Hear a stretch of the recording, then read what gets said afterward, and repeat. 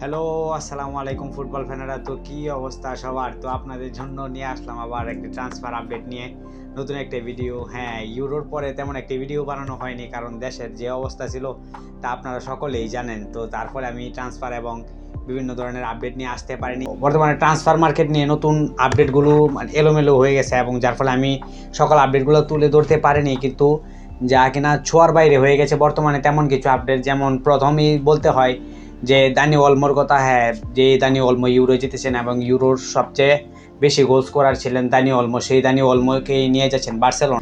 4 বছরের চুক্তিতে আরবি লাইপজিগকে দানি অলমোকে উড়িয়ে নিয়ে গেছেন বার্সেলোনায়। হ্যাঁ, কারণ বার্সেলোনাতে তার চুক্তি হয়েছে 6 বছরে।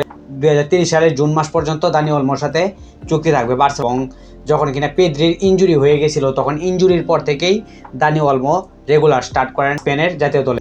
বার্সেলোনা কিনা আরেকটি গুঞ্জন ছিল যে নিকো উইলিয়ামসকে নেওয়ার কথা ছিল বার্সেলোনা, এবং সেই নিকো উইলিয়ামসকে বার্সেলোনা শেষ মুহূর্তে নিতে পারেনি, কারণ বার্সেলোনার যে ট্রান্সফারে সিটটা দেওয়া ছিল সেখানে বলে দেওয়া হয়েছিল যে বার্সেলোনা সর্বোচ্চ 90 থেকে 92 মিলিয়ন টাকা খরচ করতে পারবে একটি সিজনে, যেখানে কিনা দানি অলমোকেই তারা নিয়েছে 65 মিলিয়ন। দানি আর অলমোর সাথে সাইনিং বোনাসও সম্ভবত 10 থেকে 15 মিলিয়নের অফারও করা হয়েছে। সো সেখানে দানি অলমোকে সাইন করাতে পেরেছে কি তারা, কিন্তু নিকো উইলিয়ামসকে সাইন করাতে পারেনি। সো নিকো উইলিয়ামসকে সামনের বছর আবার দলে নেওয়ার চিন্তা ভাবনা করছে বার্সেলোনা। সো বার্সেলোনার যে আর্থিক ক্ষতিগ্রস্ত হয়েছে, আমরা জানি যে নেইমারকে বিক্রি করে দেওয়ার পর যে 222 মিলিয়ন ইউরো পেয়েছিল, সেই 222 মিলিয়ন ইউরো তারা খরচ করে দিয়ে উসমান দেমবেলে এবং অ্যান্তোনিও গ্রিজম্যান এবং ফিলিপে কুতিনোকে পিছনে খরচ করে, যেটা কিনা বার্সেলোনা ছিল লস প্রজেক্ট।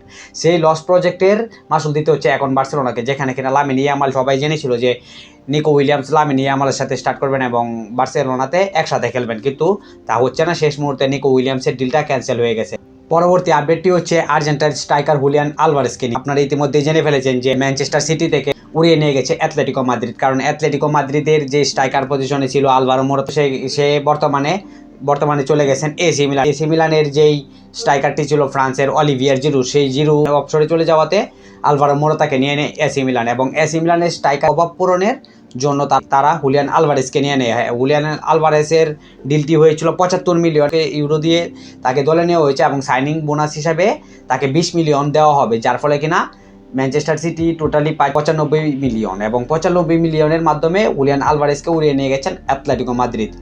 অ্যাথলেটিকো মাদ্রিদ আরও একটি প্লেয়ারকে নিয়ে গেছেন, যেটা কিনা কনর গ্যালাগার। হ্যাঁ, আপনারা সকলেই জানেন যে কনর গ্যালাগার ইংল্যান্ডের দুর্দান্ত একটি অ্যাটাকিং মিডফিল্ডার, যে কিনা গত বছরও চেলসিতে ছিল, এবং সেই চেলসি থেকে তাকে উড়িয়ে নিয়ে গেছে অ্যাথলেটিকো মাদ্রিদ।